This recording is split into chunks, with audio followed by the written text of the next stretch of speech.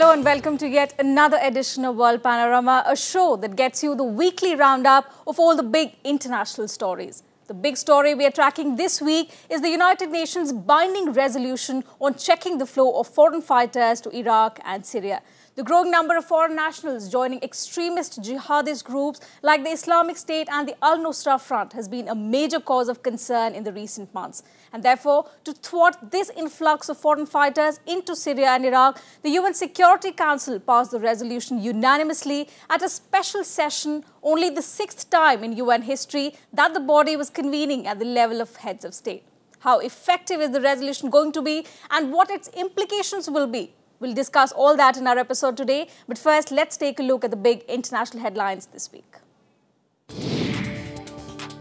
UN Security Council adopts binding resolution that compels states from preventing their nationals joining jihadists in Iraq and Syria.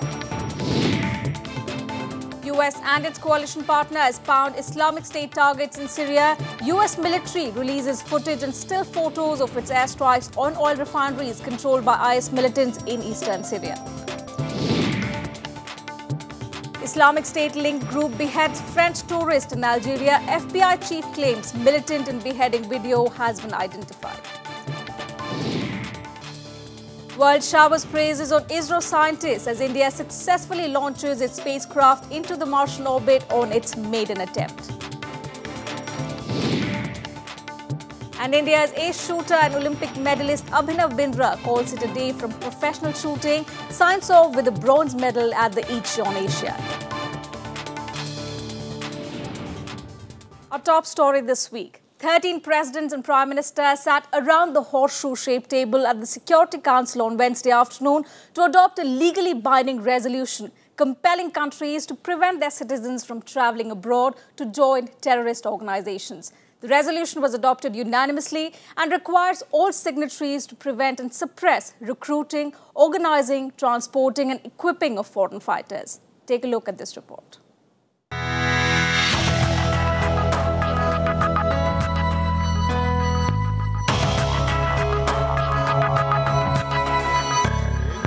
The United Nations Security Council has unanimously approved a resolution to address the growing threat posed by foreign terrorist fighters. Chairing the session, US President Barack Obama urged global efforts to dismantle the IS network of death. Preventing these individuals from reaching Syria and then slipping back across our borders is a critical element of our strategy to degrade and ultimately destroy ISIL. Eliminating terrorism requires international solidarity and multifaceted approach. Among the many tools we must use, we must also tackle the underlying conditions that provide violent extremist groups the opportunity to take root. Immediate security issues must be addressed. The resolution aims to suppress the recruiting, organizing, transporting, equipping and financing the foreign terrorist fighters worldwide. The fight against jihadist recruitments comes in the wake of US intelligence reports suggesting that over 15,000 youth from more than 80 nations have joined various terror groups, especially the Islamic State.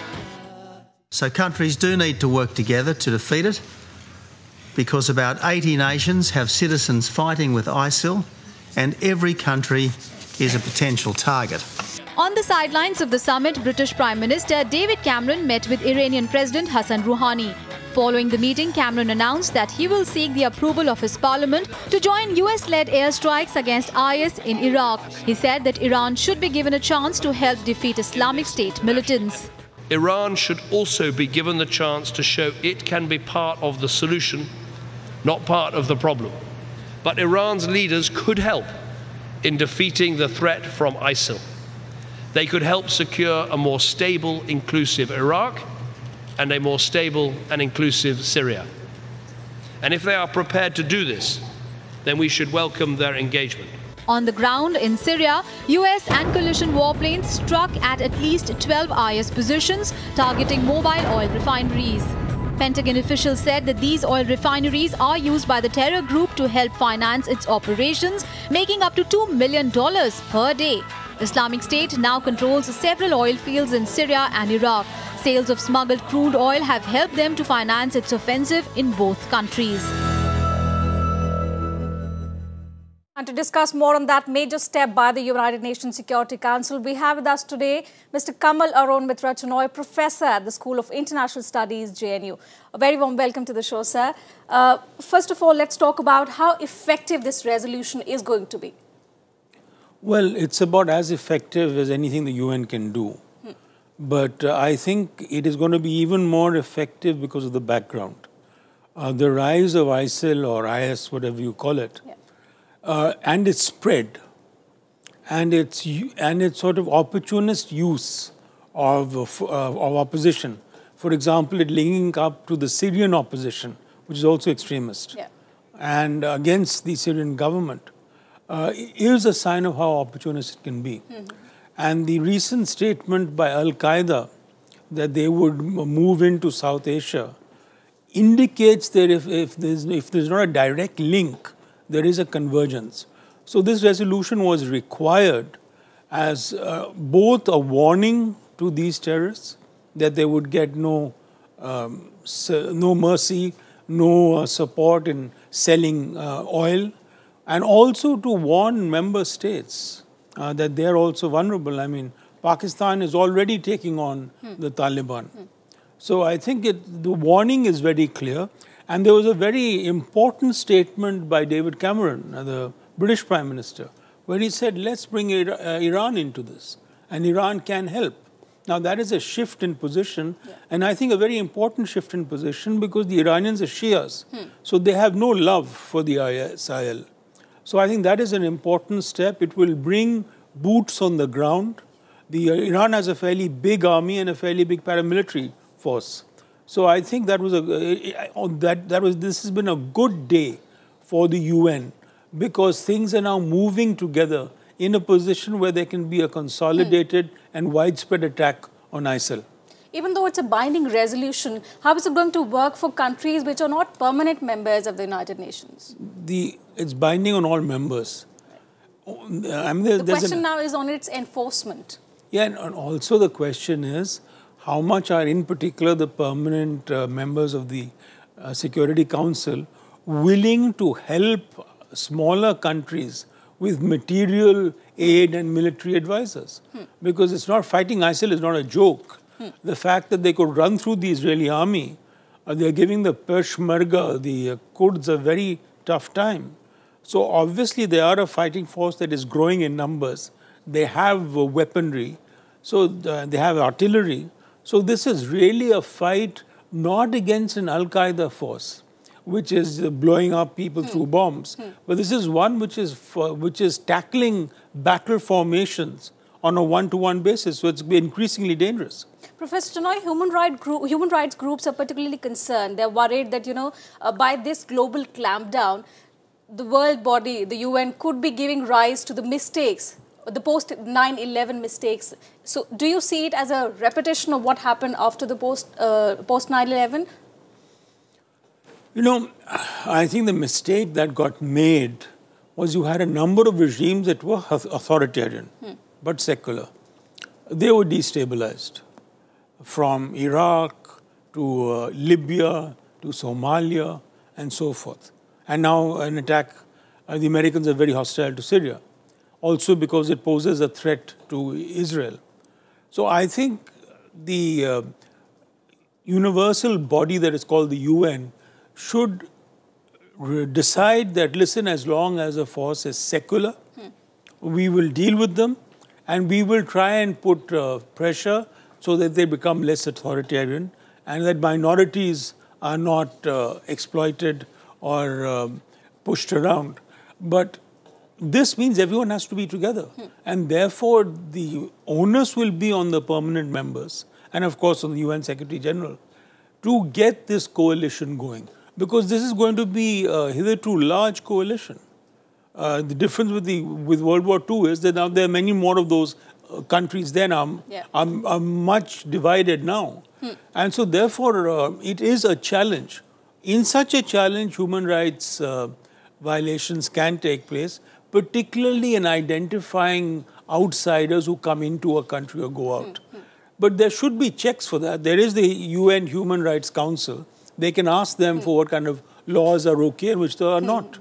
But it's not intervening with the democratic functioning of the countries. Well, it should not. It won't intervene with the democratic function of the countries with their own people, but with people, especially those who vow to be Islamic. They can be, because after all, you have many people who are Islamic, but you have a small number who are Islamist. But what is worrying the members is that you have a growing number of people, including some from India, who are going and joining these forces. So they want to clamp down on that. Right. That's the resolution. Professor Chenoy, do stay with us. We'll come back and discuss the fresh airstrikes on Syria by the United States and its allies. Earlier this week, the US and its allies launched the first strikes against Islamic State militants in Syria. The Pentagon said warplanes, drones and missiles were used to target several areas, including IS stronghold Raqqa. While Syria said it was told in advance, the US said it gave no warning of the timing of the attacks on specific targets. US and coalition warplanes pounded IS positions in eastern Syria, including a number of oil refineries being used by the terror group to help finance its operations. The US military also released footage and still photos of its airstrikes on the oil refineries. Its armed forces chief has said Islamic State militants are being damaged by airstrikes in Syria, but air power alone is not enough to defeat them, indicating that a political solution and a ground campaign would both be needed in Iraq and Syria. The US has launched nearly 200 airstrikes against the militants in Iraq since August and on Monday began targeting the Islamic State in Syria. All right, coming on the fresh airstrikes on the US, do you think such airstrikes are going to have repercussions by the Islamic State, more so on the European countries? No, I don't think those alone will have repercussions. It is the kind of repercussion that we were talking about, of how you enter the country, how stringent that will be, whether it will be intrusive, that will alienate people. But I think people will understand that this is an emergency situation. Now, airstrikes are fine, but airstrikes are an adjunct, an add-on to boots on the ground. Yeah, definitely. And therefore, the permanent members will have to either contribute troops themselves, and the US notoriously objects to it because the sign of American soldiers coming back in body bags has a tremendous repercussion in the US, and they don't like it, and nor do most countries. But there will have to be people. I think there should be a very strong and concerted effort taking Turkey along, that the Kurds who are settled in various parts should be brought together, should be armed, be given artillery and armored support, because they are old fighters and they would be a major force. But there is a contradiction between them and Turkey, because Turkey would like them to be part of their country. And the Kurds have more or less got an independent state in Iraq. But I think it would be wrong to think that the problem can be solved by militarily just attacking Iraq and Syria. There is a growing call to send ground troops in Syria, obviously also in Iraq as well. Do you think the US would be tempted to do so? Because airstrikes alone, as the army chief also said, we just heard, the army chief is also concerned that air power alone is not enough to contain these militants in Syria and Iraq. Do you think the US in the coming days would be tempted to send ground troops? I think the US would be tempted to talk to its partners and talk to its friends, including India, to help in forming a UN division or divisions of peacekeepers to intervene. There are precedents for that, and they will be legally protected. Because, I mean, you just can't do it. Anyone will tell you, and the United States' own experience in Vietnam, when they hammered the Vietnamese with airstrikes, had limited success, because there were more boots on the ground as far as the Vietnamese were concerned. And here especially, there is a force which is rapidly becoming an army and organizing. So the best thing to do is to attack them fast before they can stabilize, push them out of certain positions before they can make a larger area of influence. And for that kind of swift action, airstrikes can soften them. But to really finish them off, you need ground troops. Both Russia and Iran have questioned the legality of these airstrikes. They say that without taking the Assad regime into, because that's, the elected government, you can't just ignore them and enter the Syrian territory. So without, both Iran and Russia are now questioning the legality. Do you think in that scenario, US can expect some support from Iran as far as containing these Islamic State militants is concerned? Well, Cameron's statement, as I said, is a step forward. And because, the Iranians have had a raw deal. It said that they have nuclear weapons, not proven. Israel has nuclear weapons, proven. They're not putting pressure on Israel. Yeah. And the Israelis, by the way, have a very good ground force. But the fact is that the reason Russia and others are protesting is that Syria, the state of Syria is secular, but it is authoritarian. And dissidents can be treated quite severely. So they're caught in a bit of a jam, because you can't simultaneously weaken secular Syria and knock out IS. True. And that handful which is left, militants who are secular, can easily be defeated by an IF which resurges. So for how long can we expect these strikes to continue? I think the strikes will continue all through to soften up positions. Because if you don't have airstrikes, then you don't have any long-range planning. That, X is here 700 miles away. So, and they can refuel planes now in flight. So you can go there and strike. If it's near the shore, then battleships and other warships can be used. Right. But aircrafts, it's an irony. Aircraft attacks alone are not enough, but they are essential. Obviously, and there is fear of civilian casualty as well. Yeah, but if it's needle strikes, if it's pinpoint strikes, they're fairly accurate. But the trouble is that in some of these areas, positions keep shifting. It's an IS position today, tomorrow it becomes a Free Syria position, right. Day after it goes somewhere else.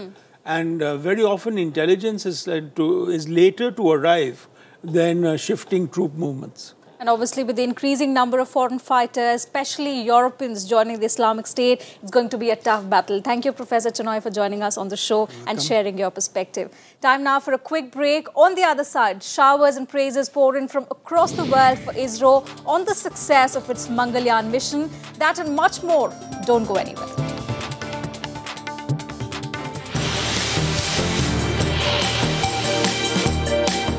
Welcome back. You're watching World Panorama. This week on Wednesday, India created space history by keeping its date with Mars. By successfully launching its spacecraft into the Martian orbit, India joined an elite club of nations who have achieved success in interplanetary missions. With this, India also became the first Asian country to have sent its mission to Mars, and that too on its maiden attempt. The achievement earned ISRO lots of praises and congratulatory messages, not just from within the country, but also beyond. Let's listen in.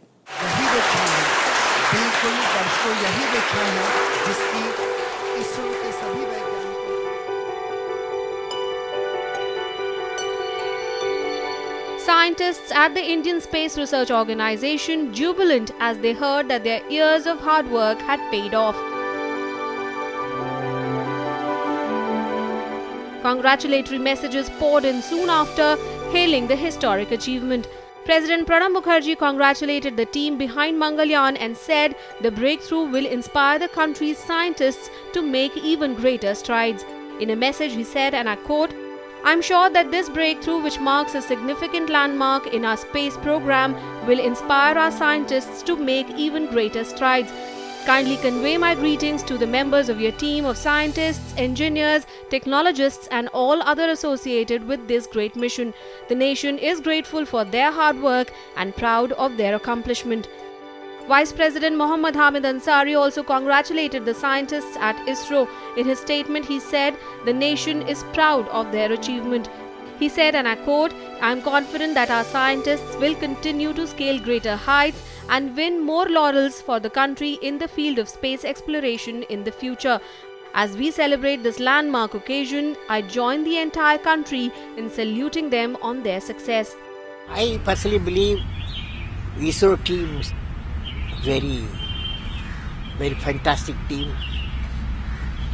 They have achieved Mars mission, what they planned, high success, what they expected, what they achieved. This achievement also places India in a very elite club of advanced spacefaring nations who have reached Mars, joining Russia, USA, and the European Space Agency. Its imminent success gives us, our scientists and the nation, immense satisfaction. China also congratulated India on its low-cost mission to Mars.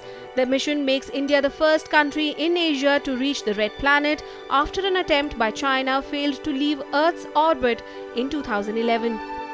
相关的报道，我们对印度的曼加里安号火星探测器成功的进入火星轨道表示祝贺。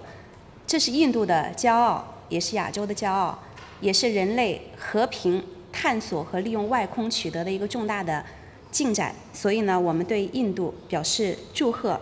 NASA also congratulated the Indian Space Agency for creating history. NASA's Maven had reached the orbit of Mars on Tuesday. ISRO has achieved what no space agency in the world, including NASA, managed to do in their first attempt. And much else has been unfolding around the world. Here's a quick wrap of the other international news of the week in our Globe Watch. An Algerian jihadist group linked to the Islamic State released a video on Wednesday showing the beheading of a French tourist, Hervé Gordel. A mountaineering guide, Gordel was abducted on Sunday and killed after France refused to end its airstrikes against Islamic State fighters in Iraq. French President François Hollande condemned the killing as a cruel and cowardly act. He said French airstrikes, which began on Islamic State targets in Iraq last week, would continue. Nigeria's military on Wednesday claimed for the first time that Boko Haram leader Abu Bakr Shekau was dead, saying troops had shot a lookalike who had been posing as the militant commander. The country's defense spokesperson told the media that a heavily bearded Islamist fighter identified as Mohammed Bashir died during fighting in the town of Koduga in Borno State. Bashir had been acting or posing on videos as the deceased Abu Bakr Shekau, the eccentric character known as the leader of the group. The announcement marks the first time that Nigeria's military has said publicly that Shekau was dead after two previous claims by other security forces that he had died in 2009 and 2013. Former US spy agency contractor Edward Snowden has been awarded Sweden's Right to Livelihood Honorary Award, often referred to as the Alternative Nobel Prize. Snowden shares the award with Alan Rusbridger, editor of The Guardian, which had published a series of articles on government surveillance based on documents leaked by the US fugitive. The 1.5 million kroner prize money, that's about $200,000 will be shared between three activists. US President Barack Obama has urged the international community to join the United States in trying to stop the Ebola epidemic in West Africa. Obama said the disease could kill hundreds of thousands of people in the coming months if it is left unchecked. Meanwhile, Sierra Leone, one of the worst-hit countries, has widened a quarantine to include another 1 million people in an attempt to curb the spread of Ebola. 3 districts will be sealed off completely. Shifting gears, time to bring you up to speed with all the sports news that you might have missed this week. Here's all the sports action.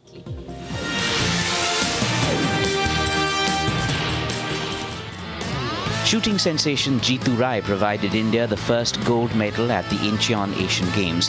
The 27-year-old snatched the gold of the final shot in a straight duel with his Vietnamese rival in the 50-meter pistol event.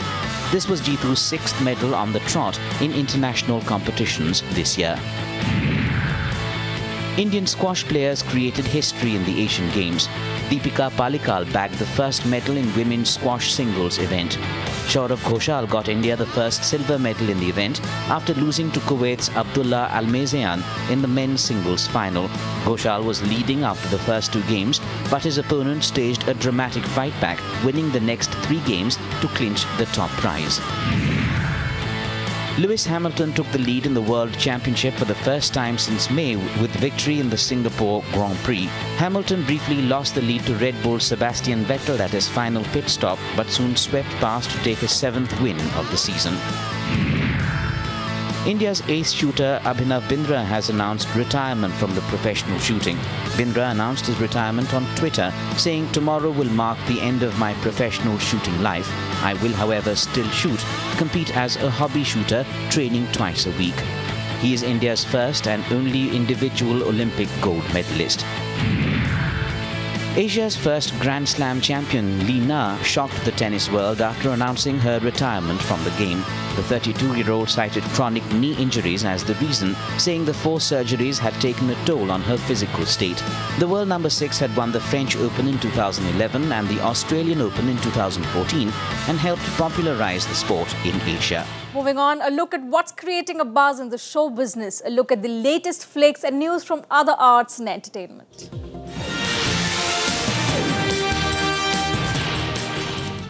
The mystery thriller The Equalizer is expected to top the box office this weekend.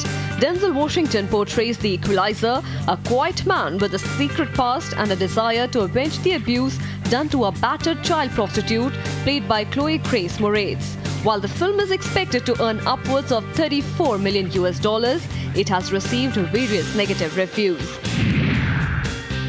Take That, one of the Britain's most successful pop brands, is now a 3-piece after founding member Jason Orange announced he had quit. Orange released a statement on the brand's official website saying he didn't want to commit to recording and promoting a new album. Take That's remaining members also posted a statement saying Orange's departure would be a huge loss. Take That was formed in 1990 with Orange, Gary Barlow, Mark Owen, Howard Donald and Robbie Williams. Double Oscar-winning actress Cate Blanchett swapped her Armani frocks for academic gowns as she received an honorary doctorate in Sydney. It was a different kind of red carpet for Dr. Blanchett, who walked in the academic procession for the Macquarie University graduation ceremony. Macquarie University said that the award was for her extraordinary contribution to the arts, philanthropy and the community. Oscar-winning actor and producer Michael Douglas reached a milestone on Thursday when he turned 70 years old. Douglas has become one of the movie industry's most popular and enduring stars, making more than 40 movies and winning 2 Academy Awards. In 2000, Douglas married Oscar-winning British actress Catherine Zeta-Jones, with whom he shared the same birthday 25 years apart. He won an Oscar for acting in the 1987 financial thriller Wall Street, in which he starred as scheming corporate raider Gordon Gekko. That's all we have for you today. See you same time next week with some more international news. Till then, goodbye.